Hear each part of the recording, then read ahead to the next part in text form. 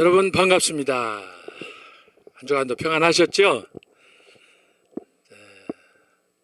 참 한 주 한 주가 이렇게 참 빠르게 지나고 있습니다. 11월 벌써 중순이 됐는데 이제 몇 주 남지 않았습니다. 어쨌든 이번 학기 함께하게 된 여러분 모두 참 주님 은혜가 함께하기 원하고요.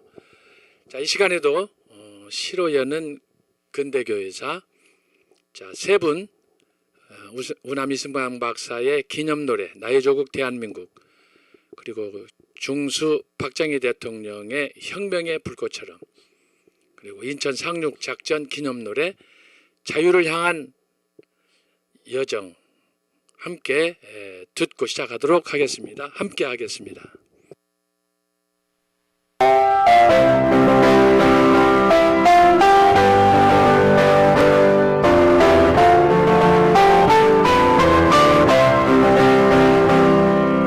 백척한 두 민족 운명 어깨 메고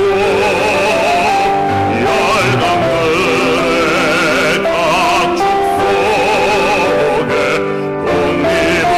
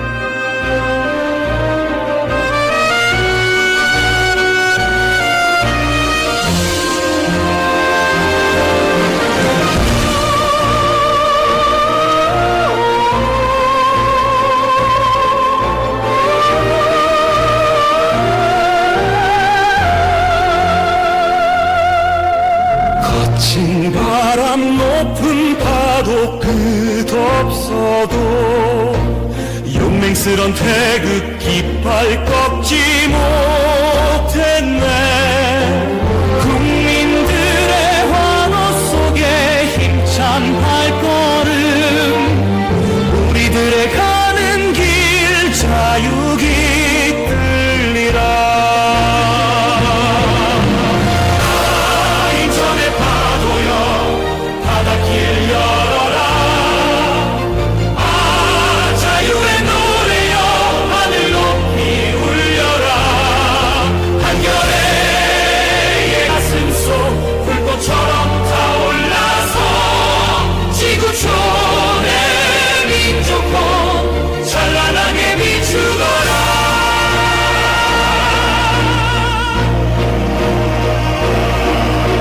생과 사를 넘나드는 공포의 연장, 조국 위에 흘린 피는 강물 되었네. 역사 속에 새긴 사랑 가슴에 품고 승리 함성 통일 꿈꼭 이루리라. 인천의 파도여 바닷길 열어라. 자유의 노래여 하늘 높이 울려라. 한겨레의 가슴속 불꽃처럼 타올라서 지구촌의 민족꽃 찬란하게 비추거라.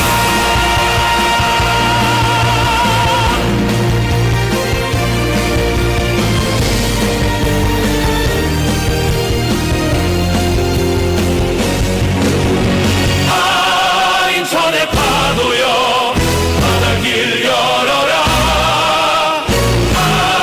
자유의 노래여 하늘 높이 울려라. 별의 가슴속 불꽃처럼 타올라서 지구촌의 민족꽃 찬란하게 비추거라.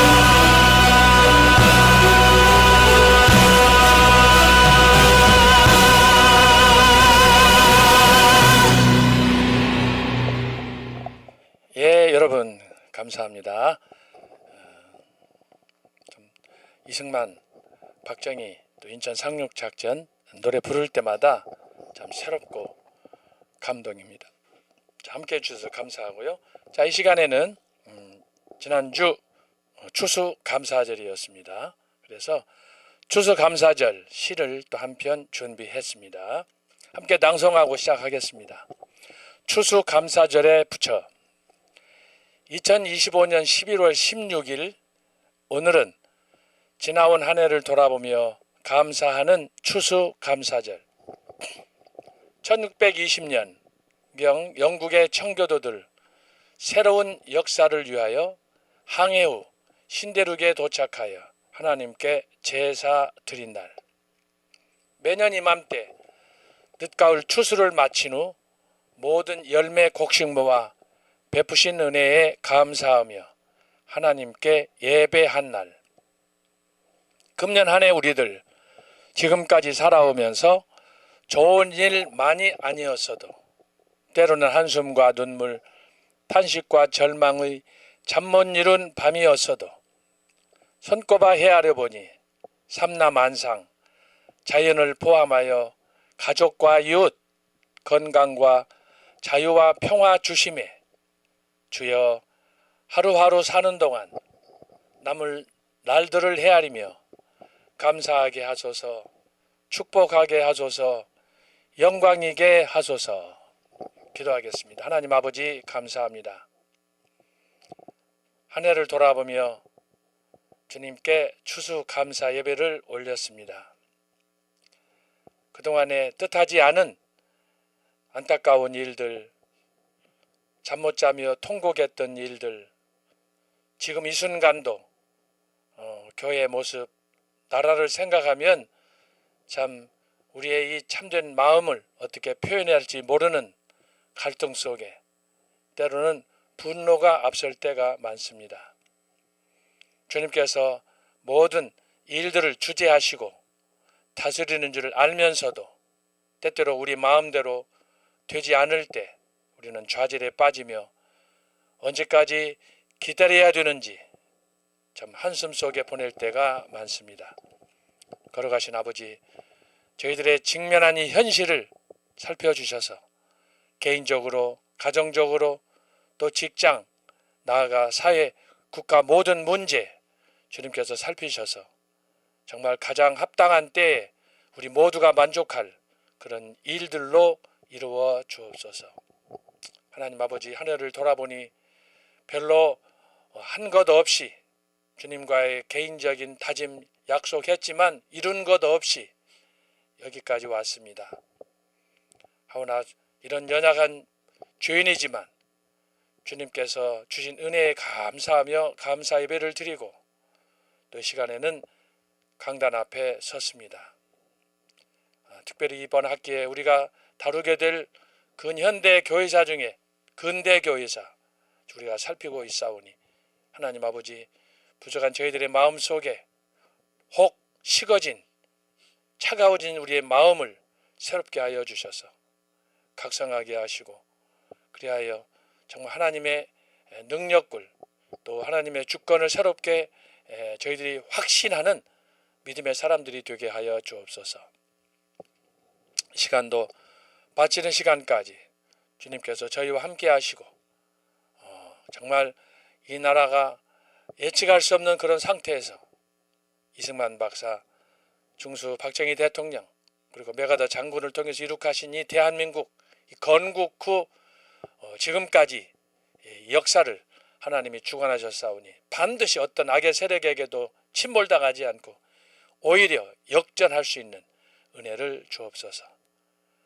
강의 마치는 시간까지 주여 우리 모두에게 은혜로 도우시옵소서. 감사하고 예수님의 이름으로 기도합나이다. 아멘. 자, 이 시간에는 근대 교회사 가운데 종교 이후에 일어났던 여러 운동 중에 오늘은 특별히 여러분 유튜브에 올린 강의한 16세기 종교개혁과 성경관에 대해서 우리가 살펴보도록 하겠습니다. 자, 그동안 우리가 살펴본 내용은 종교개혁에서 어떻게 근대교회로 넘어갔는가, 특히 지난주에는 근대교회사의 역사적인 배경 몇 가지 특징들을 우리가 살폈습니다. 종교개혁이 남긴 유산 중에 가장 위대한 유산은 뭐냐? 백투더 바이블이에요. 성경으로 돌아가자. 그 종교개혁의 모토인 성경으로 돌아가자의 이 원리는 중세교회를 넘어서 초대교회로 돌아가자라는 환원운동이었습니다. 여러분들이 이것을 잘 생각해야 돼요. 그래서 역사는 그런 면에서 반복이다.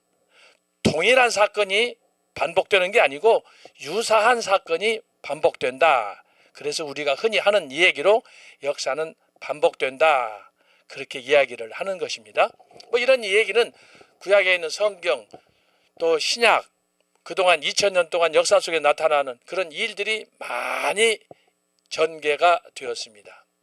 그래서 성공하면 실패하고 또 실패했다가 성공하고 하는 이런 그 파노라마식의 역사가 창세기부터 계시록까지 그리고 계시록 이후 지금까지 2000년 동안 이것이 계속 전개되어 있는데 이것을 가리켜서 역사는 파란만장하다 이렇게 말하는 것입니다. 그런데 우리가 오늘 강의를 다루면서 취급하게 될 것은 뭐냐? 바로 이 종교개혁자들이 짧은 기간 동안 초대교회는 500년이었어요. 중세는 1000년이었어요. 그런데 종교개혁자들이 종교개혁을 약 50년 만에 역전을 일으키는 대역사를 이루었습니다. 그런데 그 역사가 종교개혁 이후에 지금까지 2025년 11월 오늘까지 진행되는 과정에 대략 한 500년이라고 예상할 수 있는데 종교개혁의 개혁자들이 어떤 그 50년의 유산이 근대 교회로 들어가면서 지금까지 대략 한 500년 동안 이 모든 것들이 다시 무너지는 그런 위기 상황에 직면하게 된 것입니다. 그래서 우리가 이것을 잘 생각을 해야 돼요. 그래서 초대교회에서 이렇게 계속되었던 소위 성경관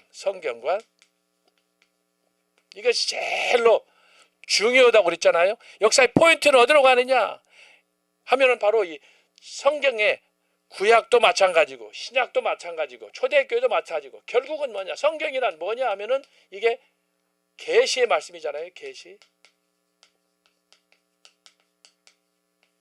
그러니까 성경 없는 계시의 말씀이 없이는 기독교는 존재할 수도 없고, 그래서 우리는 어떤 상황에서도 개인이든 단체든 국가든 민족이든 모두 어디로 가야 되느냐면 성경으로 돌아가야 되는 거예요. 성경으로. 성경에서 원리를 성경에서 답을 찾아야 되는 거예요. 오늘 우리 같이 국가적으로 지금 위기 상황에서 교회적으로도 굉장히 어렵습니다. 제가 주일날 예배를 보고 급한 사정이 있어서 저기 전라남도 여수 바다 끝에 다녀왔어요. 다녀와서 그곳에서 또 몇 분들 만나서 우리 자유마을 그 관련한 그런 소식도 들어보고 했는데, 지금 여수는 아마 대한민국에서도 가장 아주 어려운 그런 지역 같아요. 목사가 목사를 감시할 정도의 그런 위기가 지금 전라남도 여수에서 벌어지고 있는 것을 제가 엊그저께 확인하고 왔어요. 예를 들면 한 노예에서 광화문 애국에 관심을 받고 가끔씩 이제 서울에 올라와서 애국주의를 참석하고 가는데, 공교롭게 노회 날짜가 아마 시찰인지 노예인지 따블이 됐던 것 같아요. 그래서 여기 참석하고 갔더니 노예에 있는 여러 임원들 선배들이 아주 딱 지목해가지고 어디 다녀왔습니까? 묻더라는 거예요. 그래서 뭐 개인적인 사정이 있어 그랬다고 그랬더니 묻지도 않고 우리가 다 알고 있다 그런 식으로 얘기를 하면서 보니까 자기들끼리 뭐 이런저런 선물도 주고받고 또 그 지역에서도 뭐 그런 일들이 많이 있지 않습니까? 그런데 그런 것도 전혀 뭐 얘기도 하지 않고 마치 추궁하듯이 인민 재판하듯이 그렇게 하더라는 거예요. 근데 이것은 비단 엊그저께 제가 가서 만났을 때 확인했을 때뿐만이 아니고 지난 선거 때도 총선 때도 대선 때도 똑이난 방식으로 그게 계속 반복된다는 거예요. 그러니까 그곳에 있는 목사들은 뭐냐, 하나님의 말씀을 강단에서는 보수를 외치고 실제로는 자유주의적인 진보적인 주사파 공산주의를 강요한다. 이게 말이 논리적으로 맞습니까? 지금 민주당에서 하고 있는 정책 중에 하나가 뭐냐, 동성연애 성차별하지 말라는 거 아니에요. 근데 성경에서는 성차별이 아니라 성경에서는 명확하게 이걸 말씀하고 있잖아요. 소돔과 고모라의 폐망 사건, 로마서 1장 사건, 여러 가지 것들이 증거가 있는데도 불구하고 그 말씀대로 가르치면서 실제로는 안 한다. 그러면 뭐예요? 야고보서가 하고 있는 행함이 따르지 않는 믿음은 어떻게 되는 거예요? 다 사망 선고 받는 거예요. 근데 이것을 목사들이 잘못 알고 목사들이 오히려 스스로 소경이 된 것처럼 성도들을 인도하는 거예요. 다 죽는 거죠. 이런 상황을 제가 모처럼 여수를 방문하고 그 멤버들과 대화를 나누는 중에서 확인하고 올라왔어요. 참 비참한 일입니다. 지금 교회가 그러니까 교회가 아닌 거예요. 그런데 그 사람들이 잘못 오해하는 것이 뭐냐? 성경이에요. 여러분, 성경은 두 가지, 세 가지의 말씀을 하지 않아요. 성경은 창세기부터 계시록까지 우리의 이해의 척도에 따라서 약간은 다를 수 있지만 하나님의 뜻은 분명하게 하나밖에 없어요. 여러분, 진리가 두 개가 되면 되겠습니까? 예수님께서 말씀하신 것처럼 내가 곧 길이요 진리요 생명인데 거기에 길이 두 개가 되면 되고 길이요 진리가 둘이 되면 되겠고 세 번째 생명이 또 둘이 되면 되겠습니까? 선택은 하나밖에 없어요. 그것이 바로 창세기 2장에서 역사 가르치고 있는 생명나무냐 선악과냐 둘 중에 하나밖에 없는 거예요. 그냥 다른 얘기는 변명뿐이에요. 그러나 하나님 앞에서 우리가 변명이 그 용납이 되겠습니까? 그런데 목사들이 말에 뭘 좀 배우고 안다 하면서 이연령 비연령식으로 자꾸 하나님 말씀을 자기 중심으로 합리화하는 건데 이것은 매우 잘못된 거예요.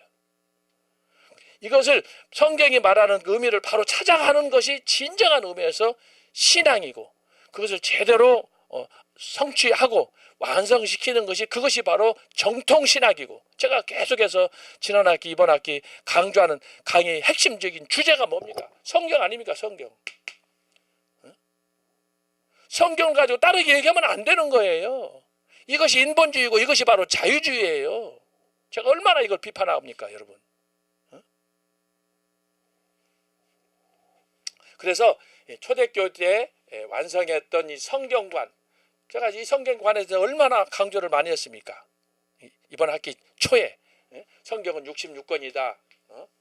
구약 39권, 신약 27권이다. 왜 하필 66권이냐? 이건 이사야서의 예언에 따른 방식으로 성경을 초대교회 성경 저자들이 편집하면서 공회에서 이걸 채택했다. 제가 말씀 다 드렸잖아요. 그리고 이 성경 66권 이것을 가리켜서 정경이라 그런다. 이것이 아닌 것들은 바로 가경, 외경이다. 제가 말씀드렸잖아요. 중요한 건 뭐냐면은 성경이 결국은 저와 여러분에게 길이요 진리요 생명인 것을 가르쳐주는 거예요. 다른 경절들이 많이 있잖아요. 다른 종교가 많이 있잖아요. 그러나 그것들은 다 한마디로 말하면 쓰레기예요. 소망이 없는 거예요. 누가 거기에서 나를 믿으면 구원을 얻고 나를 믿으면 영생을 얻고 천국에 간다고 한 사람이 있으면 역대 종교 교주 중에 누가 있어요? 없어요. 그렇기 때문에 여러분들이 진리를 잡아도 제대로 잡아야 돼. 뿌리를 잡아도 제대로 잡아야 되고. 예수님께서 말씀했잖아요. 마태복음 7장 13절 14절에서 좁은 길로 들어가라 말씀하셨잖아요. 넓은 길로 들어가는 건 사람들이 가니까 너나 나나 덩달아서 가지만 그 소망이 없고 그것이 바로 무정형으로 가는 거예요. 여러분 이것을 원리를 잘 알아야 돼요. 그래서 성경을 사랑해야 돼. 성경을 읽어야 되고 묵상해야 되고 그래서 성경에 무조건 읽기만 하는 것이 장땅이 아니에요. 성경의 의미를 바르게 찾아가는 것이. 그래서 제가 지난번에 말씀했죠.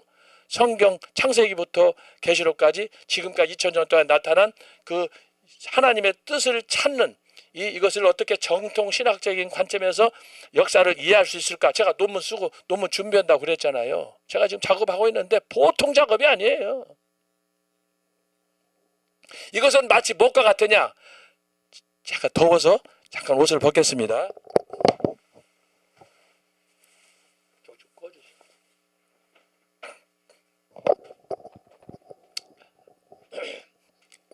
이것은 흔히 우리가 농담할 때 하는 이야기인데 빗속 있잖아요. 하늘에서부터 비가 내리잖아요. 그러면 빗속으로 우리가 농담하면서 뭐 일본 사람들 흉내내기도 하고 해서 빗 사이로 막가 뭐 그런 얘기 하잖아요.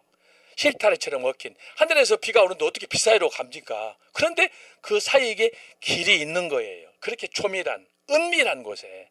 그것처럼 우리가 세상을 살아가면서 수많은 종교들, 수많은 가르침, 수많은 철학이 있지만 사실은 다 개똥 철학이에요.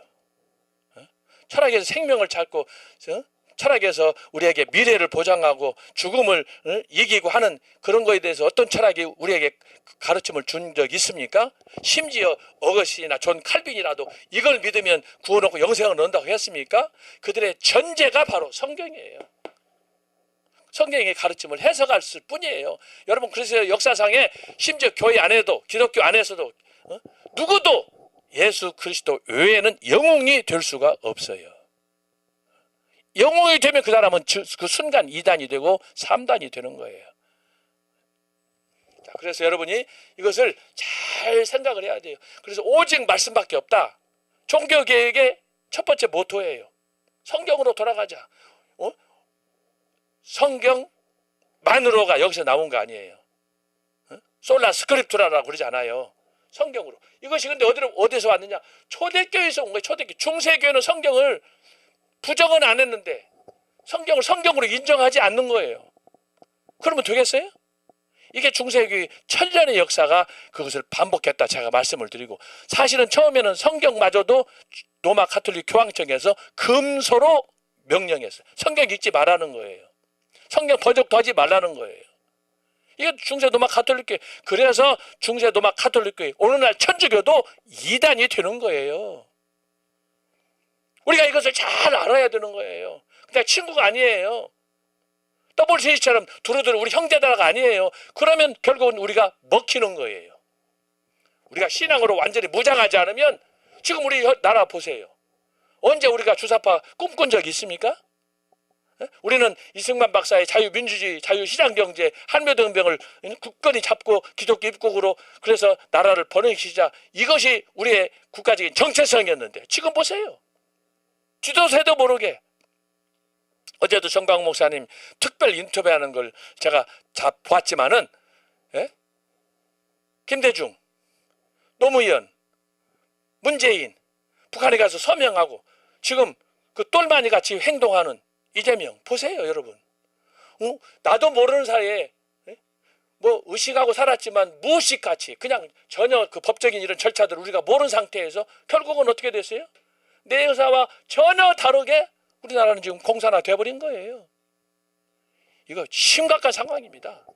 그래서 우리가 이런 것들을 알기 위해서는 바르게 정체성을 확립해가지고 결국은 하나님 말씀, 이 말씀을 붙잡고 기도하고 우리가 회개하고 진정한 자기 살핌이, 자기 통찰이 우리 안에서부터 일어나야 되는 것입니다. 그냥 구호가 아니에요. 기독교 신앙은 실천이에요. 야고보서가 말한 것처럼 행함이 없는 믿음은 죽었다. 그 믿음과 행함이 하나로 가야 그것이 온전한 신앙이라고 할 수가 있는 거예요. 그래서 이걸 제가 얘기하는 거예요. 그래서 이것이 성경관이 초대교회 때 확립이 되었는데 이것을 종교개혁, 개혁자들.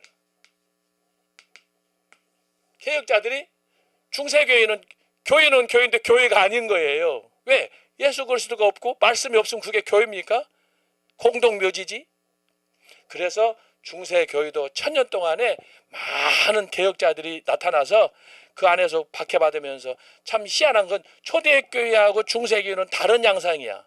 초대교회는 확실하게 말씀을 붙잡고 명분 있게 싸웠지만 중세는 이 교권이 위에서부터 지금 이재명 정부가 하는 것처럼 위에서부터 딱 잡고 막 눌러대니까 중세교회 누구도 바른 소리를 할 수가 없는 거예요. 기죽어가지고. 그런 상태에서 여러분 종교개혁자들이 루터를 비롯해서 칼빈, 찌빙글리 이런 사람들이 나타나가지고 그래서 제가 강조하는 게 아니에요. 50년. 중세는 중세 1000년, 초대교회 500년. 어떻게 이게 여러분 종교개혁을 50년 만에 이룩한다는 게 가능하냐고. 이거 그래서 기적 중에 기적이에요. 10월 31일 날 우리가 다 교회마다 종교개혁 주간 기념일로 행사를 치렀지만 그냥 우리가 행사로 끝날 일이 아니에요. 교회가 죽었다가 부활한 사건이야. 엄청난 사건이에요, 우리에게. 그런데 그 이후에 종교개혁 이후에 지금 이게 근대잖아요, 근대. 지금 우리가 지금 공부하고 있는 이번 학교 공부하는 과목이 근대교회. 근데 이 근대로 가면서 어떻게 이 종교개혁자들이 이렇게 했던 성경관 이것이 어떻게 해요? 파괴되는 거예요. 소위 철학이라는 학문에 의해서, 과학이라는 학문을 통해서, 심리학이라는 학문을 통해서 이런 또 요즘 같은 경우는 정보화 시대에 AI 같은 이런 문화가 폭증하는 시대에 성경이 인정받지 못하고 세속적으로 흐르는 거예요. 근데 재밌는 건 뭐냐? 여러분 주목할 것은 초대교회 때 경험했던 그거보다는 중세 때 경험했던 것은 종교개혁. 그리고 종교개혁 당시 500년 전에 경험했던 것이 지금 근대 촌대 500년인데 500년 전인데 이것이 지금 우리가 생각하는 2025년 11월 상황에서 봤을 때에는 과거에 일어났던 이런 변화나 발전이 오늘 우리가 경험하고 있는 2025년 11월의 변화하고는 비교가 안 되는 거예요. 과거에는 10년, 100년, 200년 그랬지만 오늘은요. 오늘 2025년 11월 현재는 잠자는 사이에 역사가 바뀌어요. 여러분 AID 보세요. AI. 제가 이번 주일날 예배 보고 저 지방 여수를 다녀왔다고 그랬잖아요. 가면서 여기 직접 핸드폰에다가 핸드폰 가도보로 대화를 하고 했더니 야 얼마나 AI가 똑똑한지 몰라요. 기가 막히게 답변을 해요. 예를 들어서 어떤 신학적인 주제를 물었다. 어떤 사람에 대해서 궁금해서 물었다. 어떻게 이것이 AI가 딱 물으면 한 10초 이내로 거기에 대해서 쭉 답변을 해주는 거예요. 나도 모르는 거. 나는 유튜브에다가 뭘 기록하고 이런 걸 자료가 없는데 나보다도 이 AI가 나를 더 많이 하는 거예요. 무서운 시대예요, 여러분. 공포의 시대가 다른 게 아니에요. 그래서 우리가 지금 살펴보는 이 근대 교회 500년을 살피는 가운데, 자, 우리가 과거 역사를 보니까 심각한 위기에 직면했다. 그래서 역사를 통틀어서 성경 구약에서부터 초대교회, 그리고 초대교회 이후 지금까지 2000년 동안의 이 모든 역사, 여기서부터 이렇게, 이게 2000년이에요. 역사 속에서 봤을 때 여러분을 한번 생각해 보세요. 태초에 하나님이 천지를 창조하시니라부터 요한계시록 22장, 그리고 그 이후에 지금 2025년 11월 현재까지 봤을 때 여러분이 신앙인으로서, 기독교인으로서, 직분자로서 한번 쫙 보세요. 기독교에서 가장 중요한 신앙의 원리가 뭔가? 여러분, 기도도 아니에요. 전도도 아니에요. 구제도 아니에요. 제일 먼저 프라이오리티. 퍼스트 프라이오리티가 뭐냐 하면은 성경이에요. 성경. 하나님의 계시의 말씀. 이거 빼버리면은 기독교는 없어요. 제가 이것을 강의하면서 논문 쓰면서 공부하면서 이걸 터득한 거예요. 그래서 제가 말씀했잖아요. 초대교회를 강조하든 중세든 뭐든지 이 원리는, 이 신학의 원리 방식은 제가 그러잖아요. 서혜환 교수가 매번 강조하고 그래도 아직까지 이런 부분에 대해서 저같이 초대교회가 우리에게 물려준 유산이 뭐냐, 중세교회가 뭐냐, 종교개혁이 뭐냐라고 했을 때 뭐 비슷한 얘기들을 할 수 있지만 저는 명확하게 저의 논리로 제가 이걸 주장하는 거예요. 그래서 제가 지난번 저한번 여러분 강의했잖아요. 역사는 뭐냐, 두 가지 방식이라고 그랬잖아요. 하나는 크로노스 방식, 또 다른 하나는 카이로스. 전자는 뭐예요? 이건 히스토리를 강조하고, 후자 카이로스는 신학을 강조한다. 그 안에서 전개되는 그 맥락을 여러분들이 이해하라고 내가 얘기했잖아요. 얼마나 내가 그걸 강조했습니까? 그래서 중요한 게 뭐예요? 전통과 정통을 구분하라, 확실하게 알라고 그랬잖아요. 트레디션, 그 다음에 옥소독시, 이걸 두 가지를 알라고 그랬잖아요. 항상 이것이 동전처럼 양립으로 끝까지 간다. 이거 줄기를 잡는 것이 중요하다고 그랬잖아요. 그런 맥락에서 제가 지금 논문을 조금씩 준비하고 있어요. 그래서 언제 또 시간이 되면 제가 특강 형식으로 여러분에게 지금 말씀을 드리고, 그것과 동시에 기독교 역사 속에 나타난 소위 이단 운동들이 많이 있어요. 그래서 제가 대체로 한 대여섯 개 정도 뽑아가지고 이것도 특강으로 제가 하려고 그래요. 초대교회에 나타났던 이단, 중세에 나타났던 이단, 심지어 종교개혁 때도 이단들이 많이 등장했어요. 그래서 칼빈 같은 경우 얼마나 칼빈을 시험 들게 하고 칼빈을 괴롭혔는지 몰라요. 그리고 근대 가면 물론 그렇죠. 근데 이것이 뭐냐, 한마디로 말하면 달콤한 신학의 유혹으로, 이단들이 그렇지 않아요? 달콤한 그럴듯한 이야기로 우리를 회유해가지고 교회를 침투해가지고 신천지 보세요, JMS 보세요, 신앙점 보세요, 통일교 보세요. 특별히 한국에 나타난 그런 모든 이단들, 미국에도 마찬가지야. 안식교, 몰몬교 다 성경을 빙자해가지고 나온 거예요. 근데 그것이 성경을 제대로 해석을 해야 되는데 성경을 해석한답시고 잘못된 성경관으로 가는, 결국은 뭐냐, 왜 이렇게 이단이 많냐, 성경에 대한 삐딱한 해석 때문에 그러는 거예요. 그래서 제가 이것을 강조하는 거예요. 그래서 역사를 해석할 때, 성경을 해석할 때, 그리고 지금까지의 초대교회 이후 2000년 역사를 해석할 때 저와 여러분이 정확한 진단서를 가지고, 만원경을 가지고, 현명을 가지고 이것을 그대로 그 내부 흐름 맥락을 잡는 것이 필요한 거예요. 이거 잡으면 끝나는 거예요. 근데 이거 잡기가 쉽지가 않아요. 제가 지금까지 그거다 머리 다 빠져버렸잖아요. 근데 하나님께서 사모하는 자에게 그 꿈을 주시고 그를 통해서 조금씩 이 꿈을 성취하도록 인도하실 줄로 믿습니다.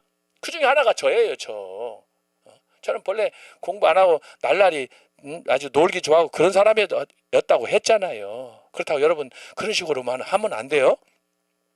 깨달으려면 저같이 깨달아야지. 그렇게 해서 정말 말씀으로 정말 이 말씀이 아니면 생명의 말씀이 아니면 나는 아무것도 없다. 그런 정말 성경을 성경되게 하는 일을 해야지 성경을 가지고 자기 유익을 찾으면 안 되는 이게 이단들이 하는 거예요. 돈벌이 하려고 하고. 그 사쿠라가 되는 거 아니겠어요. 그래서 여러분이 오늘 강의하려고 하는 것은 근대로 들어가면서 종교개혁이 끝나서 50년에 이것이 끝나고 나서 근대로 들어가는 과정에 많은 일들이 있었지만 가장 첫 번째 봉착한 문제가 뭐냐? 성경을 어떻게 할 거냐? 결국은 성경밖에 없어요. 성경하고 부닥치는 거예요. 이 문제를 여러분들이 해결해야 결국은 성경을 조금 믿든 5% 믿든 50% 믿든 100% 믿든 그걸 가지고 여러분이 결정을 해야 할 거 아니겠어요? 적어도 청교도 신학원에서는 제가 여러 번 강조했지만 청교도 신학원에서는 개혁주의, 보수주의, 그 다음에 정통주의, 청교도 거기에다가 칼빈주의라고 제가 말씀드렸잖아요. 정리해봐요. 자, 적어요. 이것은 하나의 바운다리에 들어갈 수 있어요. 자, 정통, 보수, 개혁, 청교도, 칼빈. 이렇게 구분할 수 있는데 이것은 그 특별히 신학적인 내용이 다른 게 아니에요. 어떤 점을 강조하느냐, 어떤 역사적인 그 노선에 서 있느냐에 따라서 이것이 구분 명칭이 다를 뿐이지 이 5가지는 크게 하나님 말씀을 온전히 믿는 거예요. 어떻게 하나님 말씀을 100% 완전 영감으로 믿는 거예요. 제가 이것도 지난 학기에 성경의 영감에 대해서 제가 여러분한테 특강 형식으로 말씀을 드렸어요. 성경의 영감과 이해라는 제목으로 제가 여러분한테 이거 2시간 제가 말씀을 드렸어요. 너무 중요하니까 그러는 거예요. 너무 중요하니까. 그래서 이 성경을 어떻게 대하느냐 이거에 따라서 정통이냐 보수냐 개혁이냐 청교도냐 칼빈이냐 이것이 확정되는 거예요. 성경을 삐딱하게 믿었다 그러면 어떻게 돼요 이게?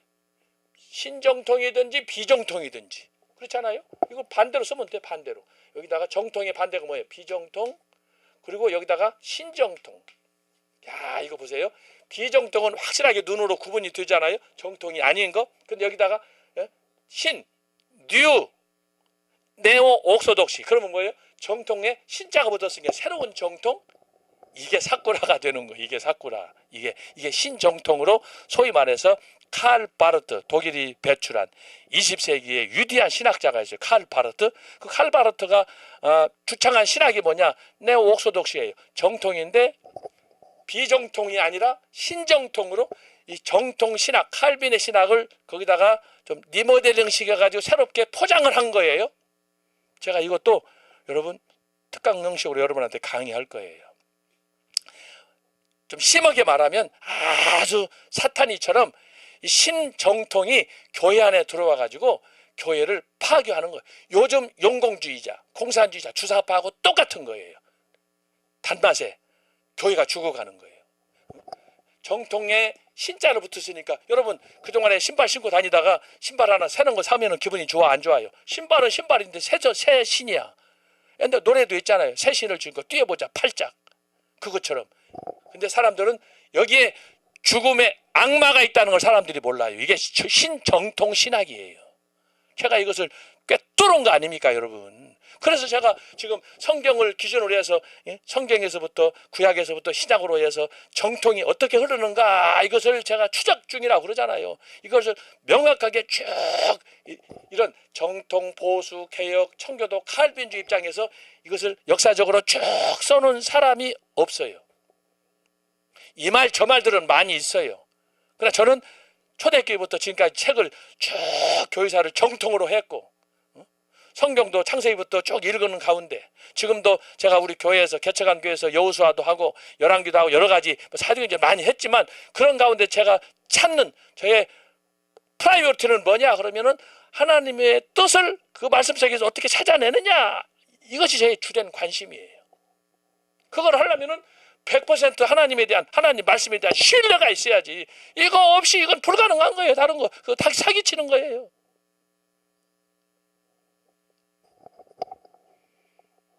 그래서 제가 지금 여러분한테 이것을 새롭게 제가 말씀을 드리는 거예요. 정통이란 항상 트레디션, 역사 속에서 이것이 잘 추적이 돼야 돼요. 역사를 무시한 정통은 없어요. 하늘로부터 뚝 떨어집니까?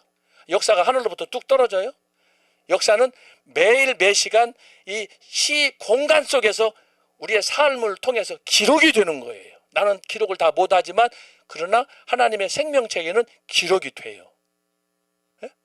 근데 그 기록된 걸 나는 다 기록을 못하지만 그러나 여러분 회상하면 내가 내 지금까지 살아온 인생을 다 기록하지 못하지만 내 삶 속에서 가장 영향력이 있었던 결정적이었던 순간은 여러분 기억하시죠? 사도 바울에게서 결정적인 순간은 뭐냐? 담에색이었어요. 기억한다면 평생 못 잊는 거예요. 마치 여러분들이 첫사랑을 못 잊는 것처럼 예수님과의 관계 속에서 이런 일들이 매번 일어나는데 어떤 사람에게는 한 번, 어떤 사람은 10번. 저 같은 경우도 제가 말씀했죠. 영국에서 죽었다 살아난 지가 한두 번이야. 12번 제가 죽었다 살아났다고 그러잖아요. 그 순간을 생각하면 지금도 전율이 일어나요. 그렇게 되는 거예요. 지금까지 살아가는 동안에. 그런데 사도 바울 같은 경우는 충격적인 그런 요법으로 하나님께서 담에색에서 그를 내쳐가지고 그래서 그를 불러서 하나님의 종으로 세웠는데 사도 바울이 가는 곳마다 그의 삶은 매 순간이 그러기 때문에 기적이에요. 매 순간이 사도 바울에게는 그 이벤트예요. 그러니까 그가 하는 고백이 뭐예요? 나는 날마다 죽는다는 거예요. 어제도 죽었지만 오늘도 죽는 거예요. 그 죽는 순간, 그러면서 그리스도의 은혜로 부활하는 그 순간이 그에게는 새로운 이벤트예요. 이런 것을 우리가 봐야 되는 거예요. 그렇게 하려면 어떻게 해야 되느냐?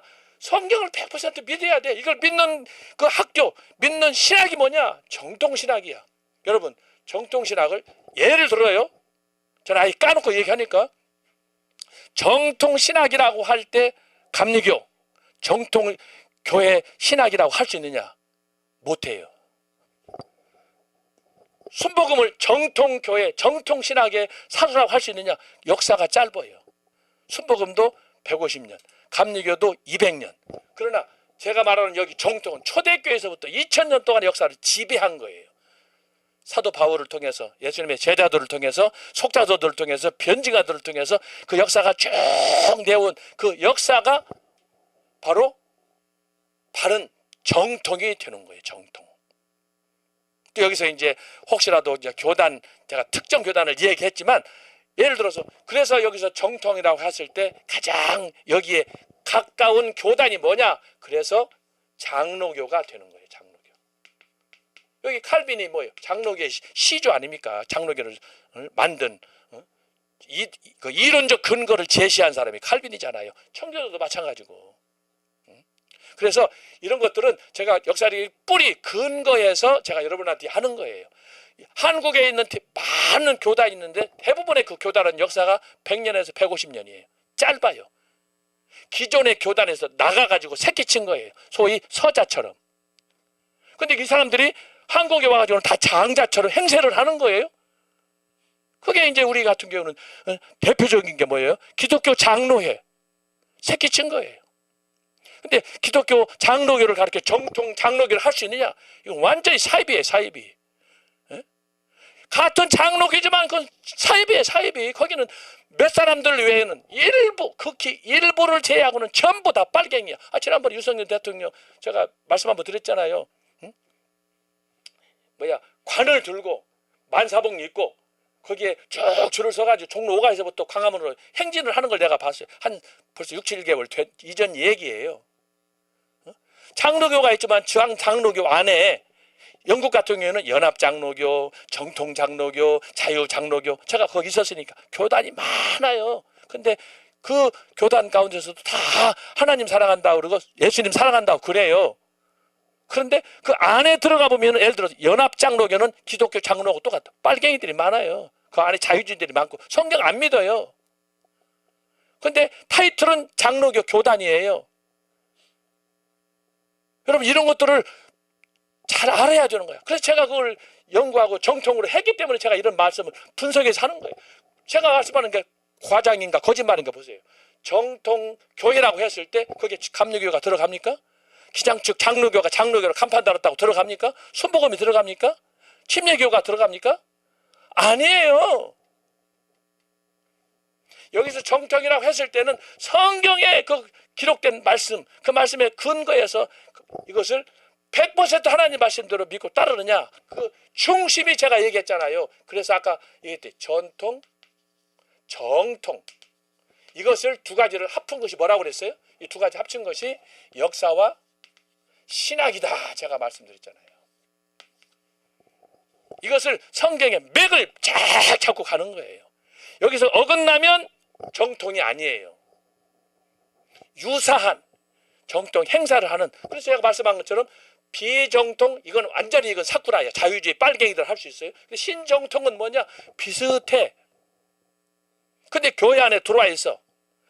초대교회 같으면은 예를 들어서 초대교회 3일째 논쟁이 발생했는데 아리우스하고 아타나시우스가 논쟁을 했어요. 아리우스는 교회 장로예요. 아타나시우스는 집사예요. 근데 장로와 집사가 신학적인 논쟁이 붙었어요. 근데 장로는 아리우스는 뭐냐? 예수님은 피조물이라는 거예요. 장로가. 근데 말빨도 있고 공부도 많이 하고 사회에 덕망이 있어요. 자, 그런데 아타나시우스는 집사고 힘도 없고 권력도 없고, 그런데 여러분 똑같이 나와서 아리우스가 얘기하고 아타나시우스가 교회에서 논쟁을 하면 여러분 거기 듣는 청중들은 누구를 지지하겠습니까? 아, 장로님 돈도 많고 권력도 있고 명예도 있고 말도 잘하고. 그런데 아타나시우스는 말도 서툴고 지위도 없고 건강 모양도 좀 초라하고 어떻게 되겠어요? 그런데 하나님께서 그런 상황 속에서 장로 아리우스 주장하는 이 소위 비삼위일체, 유사 삼위일체, 이것을 하나님께서 거절하고 아타나시우스 집사가 주장한 그 신학을 정통으로 채택한 거예요. 기가 막힌 이걸. 아타나시우스 집사는 당시 5번이나 유배돼가지고 죽을 상황인데 하나님이 기적적으로 그를 통해서 정통 신학을 체계를 만들어준 거예요. 이거 신학사를 보면 막 눈물 나는 얘기예요, 이게. 그래서 정통하는 거야. 여기저기 많은 소문이 있어도 여러분 그 소문에 따라가면 안 되는 거야. 제가 아까 얘기했잖아요. 비가 내리는데 우리 농담으로 비 사이로 막 간다. 그 비가 내리는 그 안에 길이 있는 거예요. 그 정도로 진리를 찾는 거. 여러분 산에 가서 금강을 가서 보세요.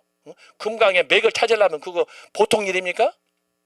요즘 금값이 뭐 90만 원, 100만 원 간다고 지금 하더라고요. 근데 그만 돈 그 찾기 위해서 아프리카 같은 데 보세요.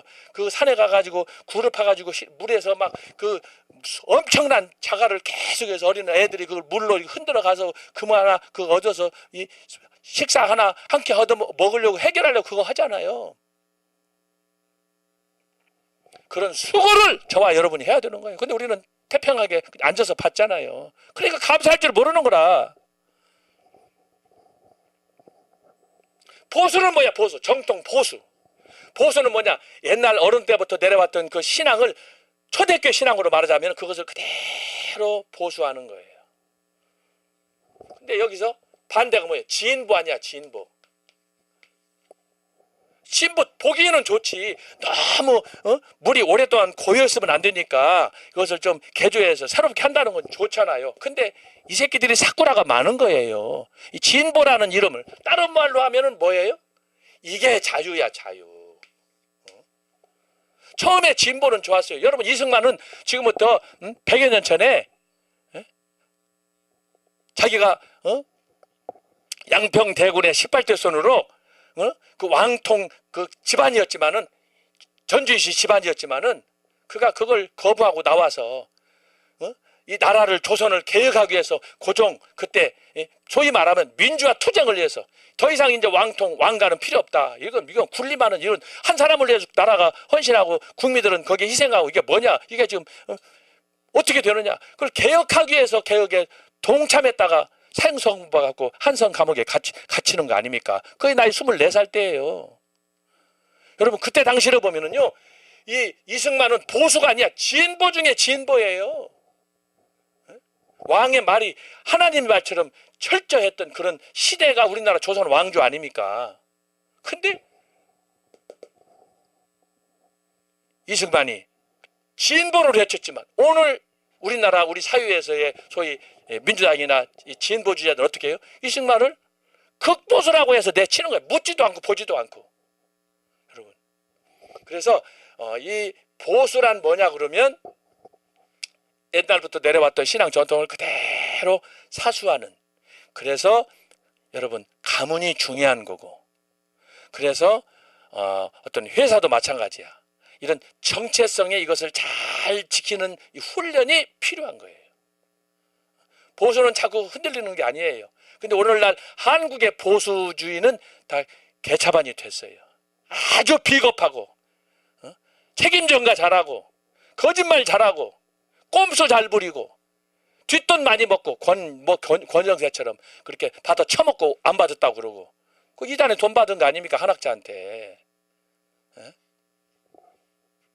개혁은 뭐예요? 정통 보수 신학 개혁이 세 번째는 뭐예요? 이것은 뭐예요? 있는 그 자체를 종교 개혁 그러잖아요. 종교 개혁, 이것은 기존에 있는 것들을 거기다가 좋은 방향으로 새롭게 정체성을 확립하는 거예요. 그래서 초대교회 때 세웠던 전통이 중세 때 망가졌는데 그것을 종교 개혁자들이 다시 정립해가지고 더 깊이 있게 학문적으로 체계화하는 거 아니겠습니까? 이게 개혁이에요. 그러니까 요지는 뭐냐? 성경을 떠나서는 아무것도 않는 거야. 오직 성경 중심이야. 청교도는 뭐예요? 청교도? 이 사람들은 정치적으로 당시 노막 교황에 맞서서 영국이 이렇게 해서는 안 된다. 헨리 8세부터 시작됐던 영국의 종교 개혁이 이렇게 진행이 됐는데, 아니 카톨릭에서 나와가지고 영국교를 새롭게 하자 했는데 왕들이 다 딴짓하는 거예요. 지옥심 챙기고. 이게 청교도들이 일어났어요.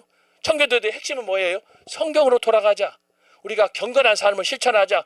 청교도의 청교가 그거예요. 그래서 우리 자신의 삶을 퓨리파이 하는 거야. 이게 본래적인 의미는 뭐냐? 구약에 있는 거. 제사장들이 제사 드릴 때 어떻게 합니까? 양을 잡을 때 어떻게 합니까? 목숨을 걸잖아요.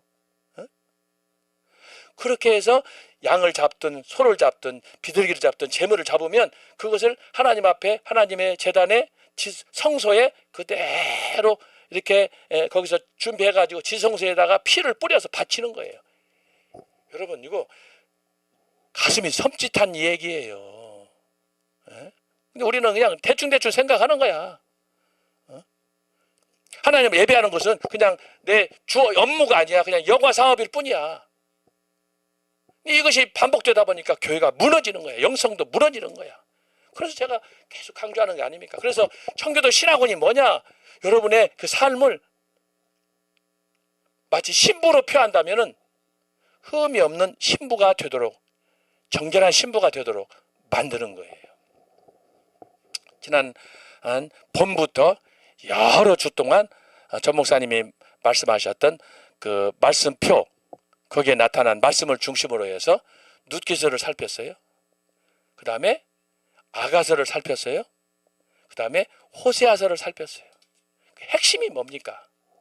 하나님은 비록 출신이 천하지만 정결한 여인을, 처녀를 당신의 배필로 삼아서 그를 통해서 예수 그리스도의 족보에 그들을 등재시키고, 지금 신학자 토크에서 이번 주 금요일 날도 계속 하겠지만은 마태복음 1장에 나타난 족보, 이번 주에는 마태복음 2장에 나타난 말씀을 통해서 우리가 말씀을 조명할 텐데, 그 속에서 발견하는 것이 뭐냐? 제가 자주 강조하잖아요. 족보는 예정론의 압축판이다, 제가 그랬잖아요. 이것도 제가 발견한 거예요. 성경을 읽고 묵상하다 보니까 성경 창세기부터 계시록 나타나는 모든 말씀 전체가 다 하나님의 약속이고 애원이지만 그때 하나님의 이 애정론이 만세전의 애정이 됐는데 그 애정론이 가끔씩 역사 속에서 이렇게 딱딱 지목해서 나타나는 거야. 성취되어서. 그걸 좀 우리를 보라는 거지. 그 중에 하나가 가나안을 정복해가지고 그 땅을 분배하는 거예요. 여러분 여호수아가 마음대로 개인적으로 한 게 아니에요. 하나님의 지시에 따라서 유다 족속부터 이렇게 쭉 하는 거예요. 그리고 지금 신약에 와서는 그 약속 언약들이 이루어지는 가운데 마태복음 1장 족보가 딱 나오는 거예요. 족보는 뭐냐? 만세전에 애정하신 하나님의 애정론의 축소판으로 역사 속에 딱 나타나는 거야. 그래서 제가 아까 얘기했잖아요. 이 역사에서는 전통을 잘 봐야 된다. 근데 지난번에 얘기했죠. 유태인들은 이 전통을 어떻게 했어요? 잘못 잡았어요. 그 전통 약속을 이루기 위해서 오셨던 예수님을 십자가에 처형해서 죽였잖아요. 그러니까 예수님께서 그 당시에도 그랬어요. 너희들은 다 개털이다. 독사의 자식들이다. 그러잖아요. 그래서 이것이 여러분이 이게 굉장히 중요한 포인트다. 그 다음에 여기 칼빈은 뭐예요? 칼빈은 여기에 있는 정통, 보수, 개혁, 청교도 이 모든 것들을 종합해가지고 체계화해 준 사람이에요. 여기서 장로교가 나온 거예요. 근데 같은 장로교라도 제가 말씀했지만 기장측은 개차반이다 이거예요. 성경 안 믿어요. 부활도 안 믿어요. 맨날 대문하고 그래요. 빨갱이들이 많아요.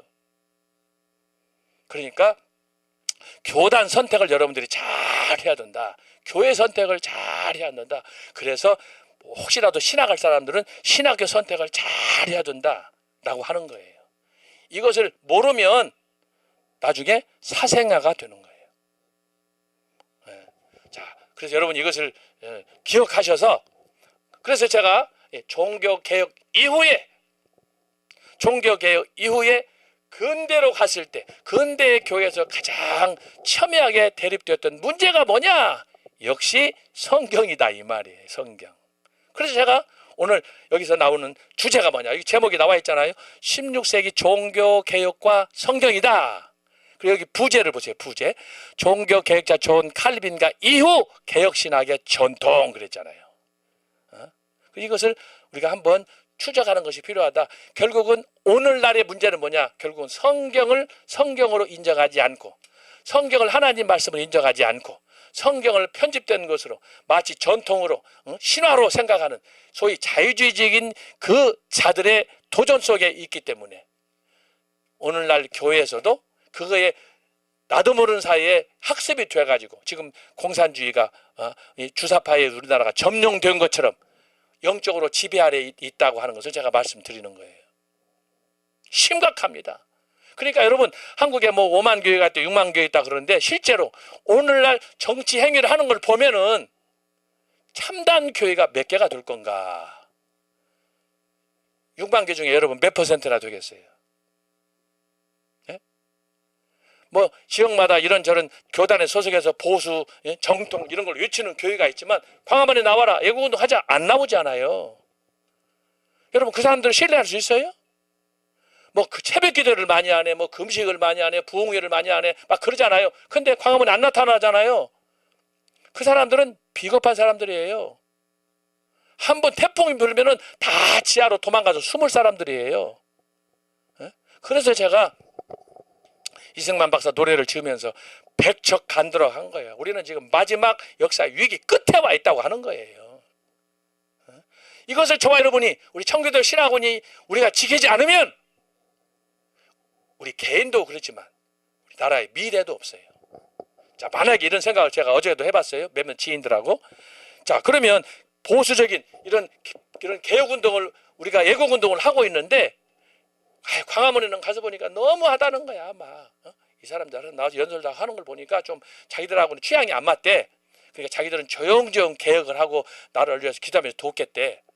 그리고 이제 어쨌든 민주당이나 정보원들한테 눈에 띄지도 않고 신사적으로 얼마나 멋있어요. 순복음교회가 됐든 저기 명성교회가 됐든 사랑교회가 됐든 대형 교회들이 많이 있잖아요. 그 사람들은 광화문에 안 나타나잖아요. 그러면 좋다 이거예요. 만약에 나라가 어려워졌다. 어려워지면은 주사파 빨갱이들이 와가지고 아이고 그때 목사님들은 참 겸손해가지고 참 이렇게 숨어서 열심히 했는데 당신들은 빼겠습니다. 살생부에서 빼겠어요? 1번으로 올라가요. 1번. 그러니까 여러분 지금 평화로 시대니까 라고 해서 우리가 그냥 방관하면 안 되고 항상 그런 어려운 때를 우리가 예상하면서 기도하면서 믿음으로 준비해야 된다라고 하는 거예요. 제가 오늘 아침에 자유일보 신문을 봤더니 자유일보의 톱 기사에 다음 내년 6월에 있을 지방선거에서는 국민의힘에서 장동혁 대표가 이야기를 했어요. 자유통일당을 포함한 보수 세력을 다 하나로 묶어서 가겠다. 좋은 거예요. 그러나 끝까지 가봐야 돼. 또 배신하면 안 돼요. 우리가 한두 번 배신했습니까? 여러분 그래서 참고해가지고 하시고 그래서 제가 얘기하는 게 그거예요. 우리 주변에 유사한 누룩들이 너무나 많아요. 우리를 침투하고 우리를 넘어뜨리려고 하는 사탄의 세력이죠. 그래서 제가 이것을 그냥 감히 특정 교단도 지적하면서 제가 말을 했는데 여러분 제 말을 잘 두고 분석해 보세요. 진짜 정통이 뭔가 보수가 뭔가 개혁이 뭔가 청교도가 뭔가 칼빈이 뭔가 이것을 일반 그 경제학에서 통계학이라는 것이 있는데 그 통계학에서도 이게 보면 아는 거예요. 통계학은 뭐예요? 일반적인 어떤 100명에 1000명에 우리가 이제 가끔 여론조사 같은 이런 거 하고 그러는데 지금 그거야 믿을 수 없지만 대체적으로 정직한 입장에서 학자들이 통계낸 뭐 인구 조사라든지 이런 것들을 여론조사 할 때 나오는 통계학이 있는데 통계가 굉장히 중요한 거. 여론조사가 우리 같으면 굉장히 중요해요. 우리나라 여론조사는 지금 너무 편파적으로 일부 특정인의 어떤 그 목적을 두고 하기 때문에 문제가 많고 신뢰도가 떨어지잖아요. 그러나 기독교 2000년 동안의 하나님의 역사를 초대교회부터 지금까지 2000년 동안 역사를 쫙 이렇게 볼 때 통계학적으로 그것을 제가 들은 것이 그것이 바로 뭐라고 그러냐면 거시적이라고 그래요. 거시적. 이것을 만원경이라고 그러는 만원경. 우리가 지금 있는 여기 입장에서 2025년 11월 오늘 여기에서 500년을 보고 그 다음에 중세를 보고 초대교회를 보고 우리가 멀리 어떻게 만원경 역추적하는 거예요. 그래서 우리가 지금 이 역사 공부를 하는 거예요. 역사 공부를 하는 거예요. 그래서 우리가 이걸 통해서 깨닫고 앞으로 이걸 배우는 이유는 뭐냐? 앞으로 나는 어떻게 할 것인가? From now on이야. 지금 이후에 나는 어떻게 오늘 강의를 듣고 어떻게 할 것인가? 계속해서 빨갱이가 소속된 기장축 교회를 나갈 것인가? 아니면은 뭐 다른 교회들 나갈 것인가? 여러분 자유로 선택하세요. 제가 지목하면은 또 너무 우회적으로 뭐 특정 교단을 강조한다고 여러분 얘기도 할 수 있으니까 제가 더 이상은 얘기 안 할 거예요. 어쨌든 여러분 스스로 판단하면 나오잖아요, 답이. 여러분 현재 소속된 교회, 소속된 신학교 보면 알잖아요. 대부분이 뭐냐? 진보라는 자유라는 이런 명분 하에서 한국 교회를 무너뜨리고 심지어 나라까지 무너뜨리는 그런 일이 지금 비일비재하게 전개되고 있다라고 하는 거예요. 그래서 여러분들이 오늘 이것을 잘 깨달아야 됩니다. 깨달아야 돼. 그래서 우리는 정말 사도 바울이 말한 것처럼 매 순간이 선택이에요. 얼마나 사도 바울이 자기가 하나님 앞에서 지은 죄가 생각났으면 나는 날마다 죽는다고 했습니까? 여러분 사도 바울처럼 그 죽은 사람이 어디가 있어요? 예? 그렇게 당당한 사람이. 그런데 그가 하나님께 받은 은혜에 비하니까 자기가 아무리 헌신하고 충성했어도 그 은혜에 보답할 수 없는 거예요. 그러니까 자기는 날마다 죽는 마음을 하는 거예요. 우리가 복음성가에 있는 것처럼 내일 일은 난 몰라요. 하루하루 살아요. 참 기가 막힌 노래 아닙니까? 그런 마음으로 사도 바울이 산 거예요. 그래서 오늘 제가 종교개혁, 결국은 가장 중요한 게 뭐예요? 초대교회로부터 중세로부터 종교개혁까지 왔을 때 기독교 2000년사에서 가장 중요한 신학적인 원리가 뭐냐? 성경이다. 이 성경에서 모든 게 다 나와. 신학도 나오고 역사도 나오고 경제도 나오고 예수 다 나오는 거예요. 성경을 모르면, 성경을 부정하면 끝장나는 거예요. 그래서 제가 오늘 다시금 여러분에게 이것을 하는 거니까 한번 쭉 제 강의 따라오면은 제가 몇 시간 동안 강의한 거, 지난 학기 강의한 거, 이것이 여기에 다시 압축되어서 나타날 것입니다. 자, 시간이 얼마 안 남았는데, 자, 오늘 이 강의 부지런히 한번 이제 읽으면서 정리하도록 하겠어요. 읽으면서 정리하면 빨리빨리 따라오세요. 자, 제목 16세기 종교개혁과 성경관, 부제 종교개혁자 존 칼빈과 이후 개혁신학의 전통을 중심으로 서론. 기독교는 전통적인 여러 종교들, 예를 들면 불교와 힌두교, 이슬람교와 유교와 달리 구원의 종교, 부활의 종교, 생명의 종교이다. 상기한 종교들은 각각 경전을 가지고 있는 바, 기독교의 경전인 성경은 창조주 하나님 다니엘에 의하면 영원히 망하지 않으며 바벨론 왕 느부갓네살의 왕의 표현대로 참으로 모든 신의 신이시요 모든 왕의 주제이십니다. 뿐만 아니라 하나님은 은밀한 것을 나타내시는 자로 말씀으로 천지 만물을 창조하신 하나님을 증거합니다. 그러므로 느부갓네살의 고백이에요.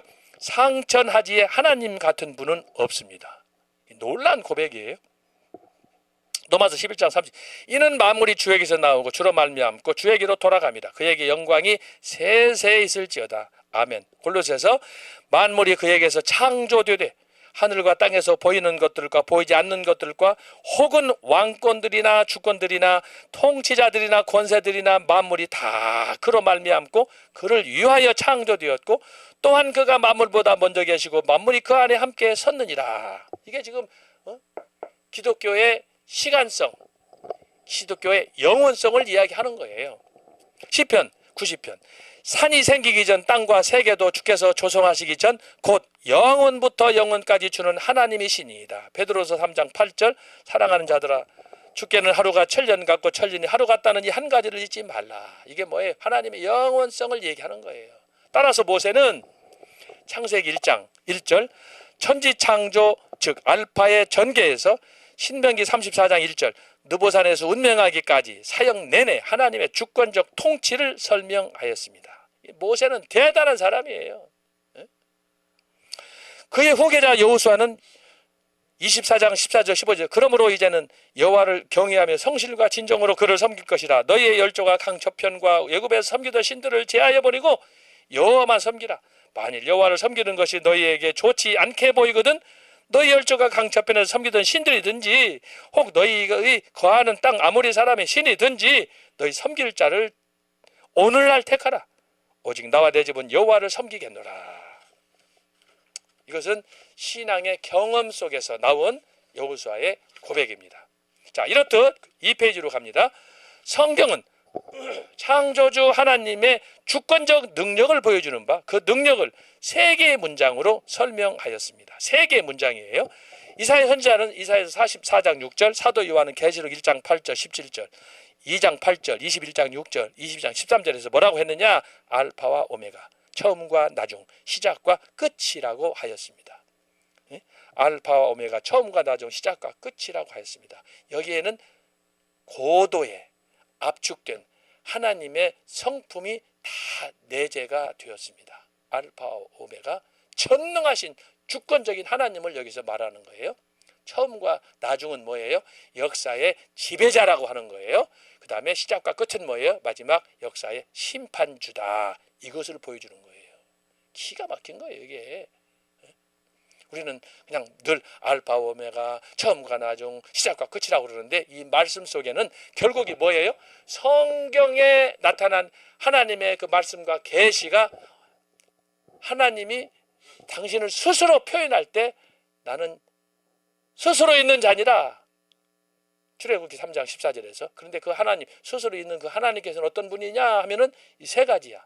알파와 오메가, 처음과 나중, 시작과 끝. 여러분, 성경이 가르치는 하나님의 존재를 3마디로 끝내는 거예요. 얼마나 오묘한 말씀입니까? 이렇게 외치는 경전이 있으며 이렇게 경지는 그런 말씀, 가르침이 어디가 있습니까?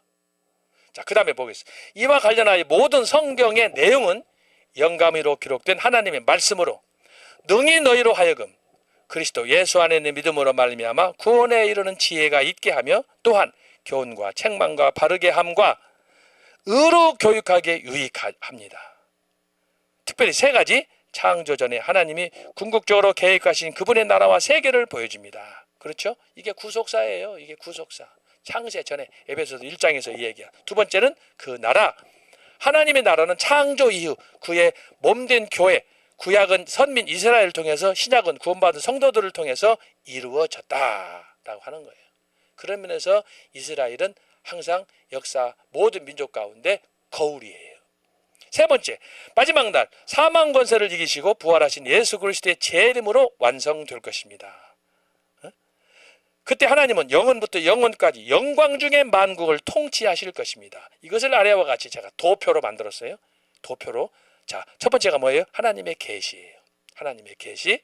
두 번째는 그 하나님의 계시가 성경 말씀으로 영감으로 기록이 되어 있어요. 그런데 그 말씀은 뭐예요? 전체 내용이 하나님의 나라예요. Kingdom of God.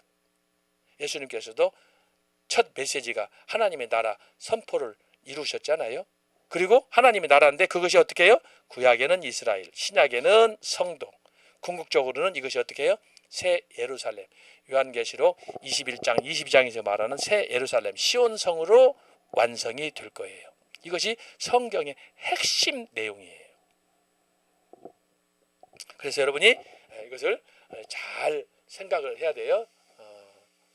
그래서 중요한 것은 하여튼 여러분 성경이다. 성경이다.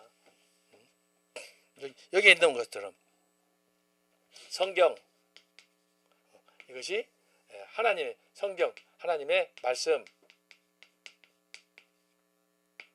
66권. 자, 이렇게 됐는데 이것이 뭐예요? 하나님의 계시와 영감으로 기록됐다. 영감으로 기록되었다라고 하는 거예요. 그런데 성경 하나님 말씀 66권은 뭘 얘기하느냐 하면은 하나님의 나라야, 나라. 하나님의 나라의 첫 번째 오프닝이 어디에 나타났어요? 창세기의 에덴 동산이에요. 이것이 마지막에는 이게 에덴에서 어떻게? 에덴에서 새 예루살렘. 새 예루살렘으로 가는 거예요. 그래서 여기서 제가 그걸 정리한 거예요. 그래서 구약에는 이스라엘을 통한 예표, 신약에서는 교회를 통한 구원받은 성도들을 통한 실제 완성. 그렇지만 우리는 궁극적으로 예수님의 재림을 바라보는 그의 신부로서 새 예루살렘을 향해서 나간다라고 하는 거예요. 이것이 성경의 핵심. 중심이 뭐냐 그러면은 하나님의 나라예요. 하나님의 나라. 그래서 창세기부터 계시록까지 어떻게 하나님의 나라가 건설이 되고 어떻게 성취되는가. 하나님의 나라에서는 궁극적으로 우리가 뭐 하느냐. 요한계시록 22장에 있는 것처럼 영원토록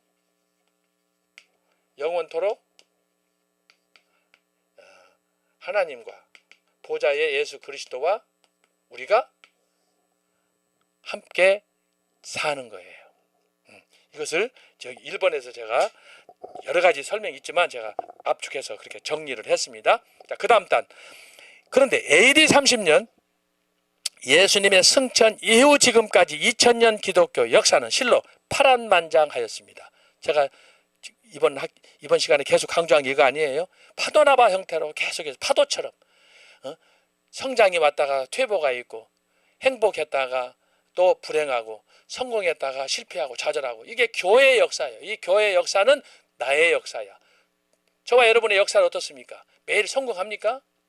매일 승승장구합니까? 그렇지 않잖아요. 나의 삶도 교회도 마찬가지야. 원하지 않아도 내가 원치 않은 것이지만 원치 않게 시험과 도전이 오고 뜻밖의 고난 속에서 박해도 받고 그러지 않아요. 근데 이것이 나뿐만 아니라 교회도 그렇고 이 교회가 또 민족도 마찬가지야. 우리 대한민국 자체가 지금 위기에 있는 것처럼. 그러니까 결국은 나 자신을 잘 살피고 우리 교회의 모습을 살피게 되면 나라의 운명까지도 우리가 알 수 있다. 이걸 알 수 있는 거예요. 그것을 이해하기 위해서 우리가 구약을 배우고 신약을 배우고 성경을 배우고 역사를 배우는 거예요. 마가의 다락방에서 성령의 강림과 함께 시작된 교회. 마가 다락방에서 120명 문도라고 그러죠. 120명. 처음에는 한 500여 성도들이 있었는데 감람산에서 예수님의 하늘로 승천하신 구름을 타고 승천하실 때 현장에서 목격했던 사람들이 약 한 500명이었는데 자 우리가 기도하자라고 했더니 나머지는 다 어디로 가버렸는지 없어져 버렸어요. 청계천으로 갔는지 저기 삼각산으로 갔는지 봉천동 사당동으로 갔는지 어디로 갔는지 모르겠어요. 의정부로 갔는지. 그런데 나머지 120명이 마가의 다락방. 제가 그곳을 가봤더니 그렇게 크지 않아요. 한 50여 평 정도 될까? 그런데 물론 지금은 이제 조명도 했습니다마는 어두컴컴하니 그렇게 창도 많지도 않은 그런 다락방에서 기도 운동이 일어났어요. 120명이. 그래가지고 거기서 성령의 불이 임하는 사건이 사도행전 2장에 나타나지 않아요. 여기서 그걸 얘기하는 거예요. 마가의 다락방에서 성령의 강림과 함께 시작된 교회, 소위 기독교 역사는 이후 시대를 따라서 수많은 사건들을 양산하며, 여기서 제가 말은 수많은 사건이라고 그랬는데 초대교회는 박해사예요. 로마 제국의 박해사. 박해가 크게 10번 있었는데 그 10번의 박해는 처음에는 지역적으로 조그만한, 그런데 이것이 시간이 지날수록 좀 더 확대되어 가는 거예요. 마지막 이제 디오클레티아누스 황제 때 로마 박해 마지막 10대 박해의 마지막 그 황제 때에는 얼마나 기독교인들을 모질게 박해했는지, 그때 무슨 사람들이 가지고 있는 쪽복음 같은 성경 일부 하여튼 뭐 있으면 무조건 데려다 가져다가 다 불태우고 사람을 죽이고 고문하고 막 그랬었어요. 그런 상황 가운데 313년에 콘스탄티누스 황제가 기독교를 공인하는 거예요. 이건 대역사예요. 제가 나중에 313년 콘스탄티누스 황제가 이룩한 공적에 대해서도 얘기하지만 공적만 있는 게 아니에요.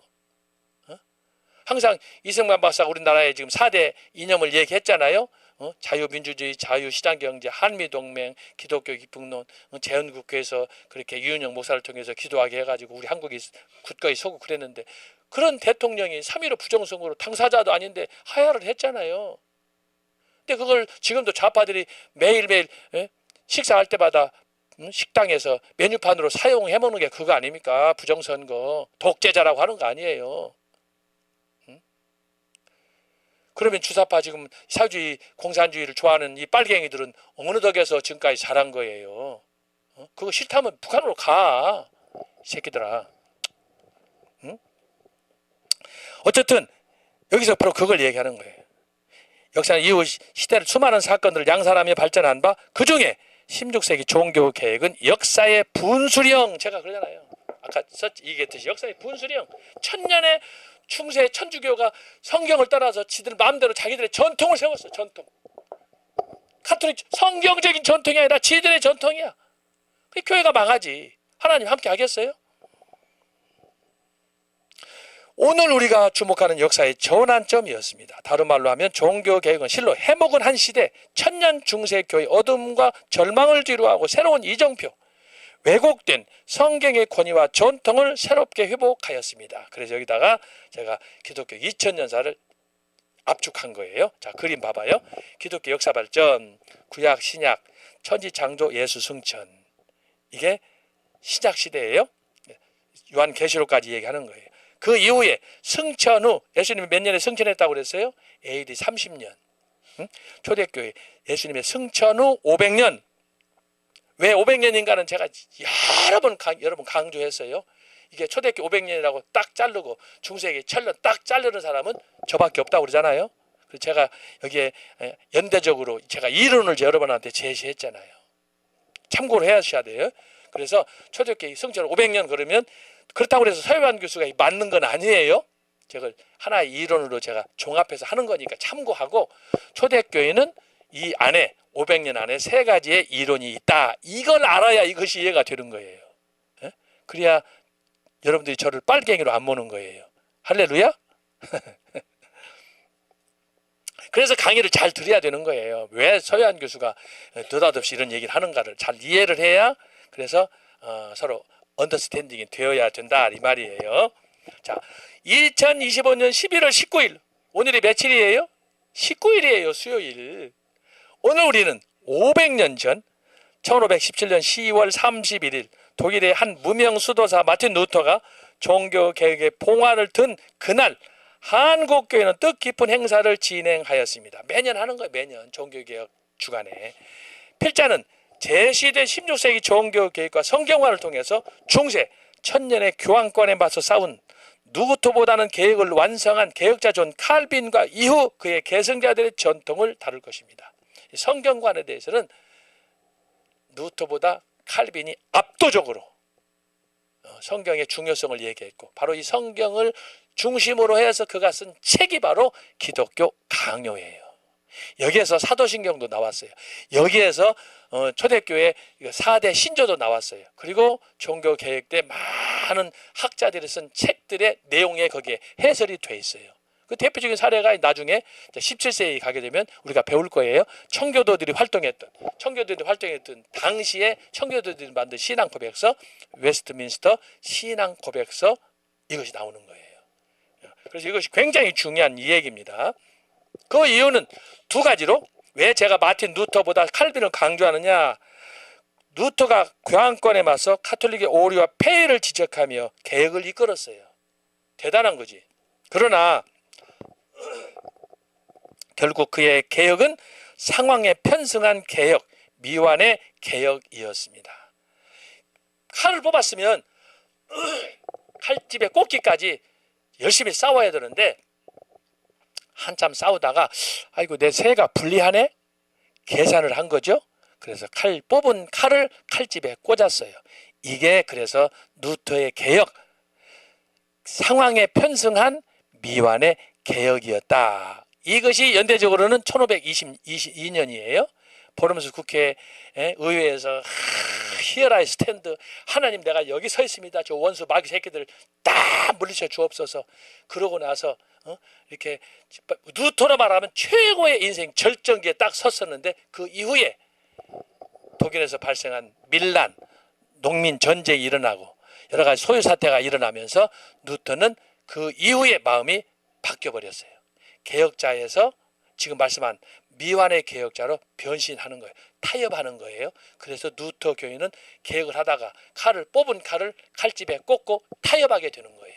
그것이 오늘 루터파의 루터 교회가 된 거예요. 그래서 루터 교회는 절대 데모하지 않아요. 루터 교회는 적극적으로 이런 애국운동 나오지 않아요. 그냥 조용 뒤에서 할렐루야 믿습니다 이렇게 하는 거예요. 그럼 나중에 만약에 초대교회처럼 박해가 왔다 그러면 아이고 당신은 믿습니다 조용히 뒷골방에서 계시니까 용서해 줘요? 그렇지 않아요. 초대교회 박해는 제가 말씀하셨잖아요. 점차 가중됐다고 그러잖아요. 마지막에는 마치 우리나라 일제 때 공산주의자들이, 일제 신봉주의자들이 우리를 다 이렇게 강탈해 가지고 그들을 박해하고 많은 사람 죽인 것처럼 피할 수가 없는 거예요. 그러니까 여러분 그냥 지금 살다, 아이고 지금 편하자 그러면은 영원히 편하면 어떻게 되겠어요? 여러분 그것이 나중에도 전쟁 중에도 여러분의 삶을 보장해 주면 얼마나 좋겠어요. 그렇지 않아요. 지금 침묵하는 대형 교회들 목사들 첫 번째 리스트에 올라가서 잡혀갈 거예요. 오히려 강화문에 나온 우리 애국 시민들 여러분들은 행복할 수 있어요. 자, 그래서 여기서 제가 그걸 말하는 거예요. 한편 개혁자 칼빈은 루터가 이루지 못한 개혁을, 미완의 개혁을 완성시킨 성경의 기초하에 새롭게 정립하여 오늘날 개혁, 정통, 장로교의 형성과 발전에 기여하였습니다. 따라서 16세기 종교 개혁은 종합적으로 결코 존 칼빈을 떠나서는 생각할 수가 없다. 그러면 칼빈의 신학적 그 원리를 하나로 통합해 뭐냐? 역시 성경으로 돌아가자. 그래서 칼빈은 성경의 사람이었다라고 하는 거예요. 그래서 여러분 이것을 기억하고, 그래서 이 강의한 당분간 이걸 좀 따라가면서 전체적으로 제가 여러분이 하는 것은 뭐냐? 큰 그림을 그리는 거예요. 비록 여러분들이 초대교회도 안 배우고 중세교회도 안 배우고 종교개혁서도 안 배웠지만 여러분 청교도 6기 한번 손 한번 들어. 할렐루야! 여러분들이 이걸 들으면서 초대 중세 종교개혁까지 압축해가지고 오늘 이번 학기 때 제가 딱 할 테니까 잘 정리하기 바랍니다. 그래서 큰 그림을 그려요. 큰 그림. 그 역사 2000년의 역사를 머릿속에다가 그림을 그려요. 아, 교수님 강의를 들었더니 초대교회가 그랬구나, 중세교회가 그랬구나, 종교개혁이 그랬구나. 그런데 근대 교회로 가면서 16세기, 17세기 교회는 이제 내리막길로 가고 결국은 교회가 빛을 잃어버리고 어둠 가운데 빠지게 되고 그래서 자유주의에 농락당하고 심지어 나라까지 이렇게 망하는구나. 이것을 보게 될 거예요. 그래서 오늘 강의는 여기까지. 여러분이 오늘 강의한 거 다시 한번 잘 반복하시고 마지막으로 여러분 부탁합니다. 11월까지는 지금까지 그 유튜브 홈페이지에 나오는 것들이 이렇게 광고도 올라갔지만 여러분들에게 돈을 받지 않고 했습니다. 근데 이제 12월부터는 이제 강의 과목에 따라서 여러분들이 이제 클릭해야만이 강의를 들을 수 있게 됐어요. 그러니까 지금까지는 너나나나 보니까 청교도 강의가 뭐 값싼 강의냐, 너나나나 듣는 강의냐, 이제 그게 아니에요. 반드시 청교도 신학원 등록한 사람, 1기, 2기, 5기 모든 우리 학우들, 그래서 그 사람들도 항상 이걸 듣는 게 아니에요. 이제 기본적으로 회비를 내서 듣도록. 그래서 우리 청교도 신학원이 체계화되고 나중에 이것이 정식 학교로 인가받은 학교로 가서 정말 한국 교회 모범적인 신학대학원이 되어야 할 것 아니겠습니까? 그래야 여러분들도 가치가 올라가고 여러분도 어깨를 딱 펴고 이렇게 보람있게 사역을 할 수 있을 거 아니겠습니까? 그래서 그에 대한 이제 구체적인 방안이 이미 다 정리가 됐는데 아마 유튜브에 올라갈 거예요. 여러분이 그걸 참고하셔서 여러분들이 지금 듣는 교수님들의 강의를 정말 귀하게 생각하고 이미 들었던 사람들도 이제 다시 제 강의를 신청을 할 때에는 이제 거기에 이제 그 조건들이 있으니까 여러분들이 잘 살피시고 어쨌든 청교도 신학은 강의를 통해서 우리 조리신학 손원배 교수님 강의 보세요. 막 통고 같으시 하잖아요. 그 다음에 변순복 교수님 보세요. 얼마나 그 해박한 지식으로 랍비 그 이스라엘 공동체 안에서 배웠던 걸 여러분한테 우리는 그 사람 만나는 것도 힘든데 그 사람들하고 같이 공동으로 생활해가지고 그때 배웠던 걸 막 쏟아내잖아요. 김철영 교수도 마찬가지예요. 저도 마찬가지고. 그러니까 여러분들이 그걸 잘 생각하셔서 앞으로 12월부터는 유료로 전환이 됩니다. 유료.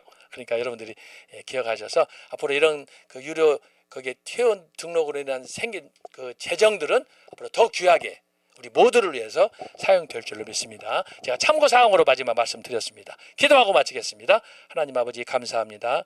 오늘 또 추운 날씨 가운데 우리 학우들과 함께 또 이렇게 강의를 하도록 인도해 주셔서 감사합니다. 하나님 아버지 역사는 모든 역사는 격동기였습니다. 한순간도 평화롭지 못하였습니다. 잠시 있었던 평화를 할지라도 또다시 도전 속에 수많은 전쟁과 위기 속에 지내왔습니다. 하나님 아버지 이런 역사의 굴곡 속에 지금 대한민국은 최대 위기에 직면했습니다. 하나님 아버지 이런 위기 상황을 우리가 강의를 통해서 전체 파노라마 형태로 이걸 이해하게 하시고 그래서 그걸 이해하는 모든 척도는 하나님 말씀 성경으로 돌아가는 길밖에 없다고 배웠사오니 주여 말씀 사랑하게 하시고 말씀 묵상하게 하시고 말씀을 연구함으로 우리 영혼이 살고 교회와 나라도 살리는 그런 우리 애국 청교도 신학원 학우들이 되도록 도와주옵소서. 이번 주말에도 있을 광화문 집회에 주여 큰 은혜로 역사하시고 우리 가운데 홍해가 없겠습니까? 왜 요단강이 없겠습니까? 그러나 주님이 함께 하시면 다 건널 줄 믿사오니 우리 모두에게 그런 기적의 역사를 일으켜 주옵소서. 감사하고 예수님의 이름으로 기도합나이다. 아멘. 여러분 감사합니다.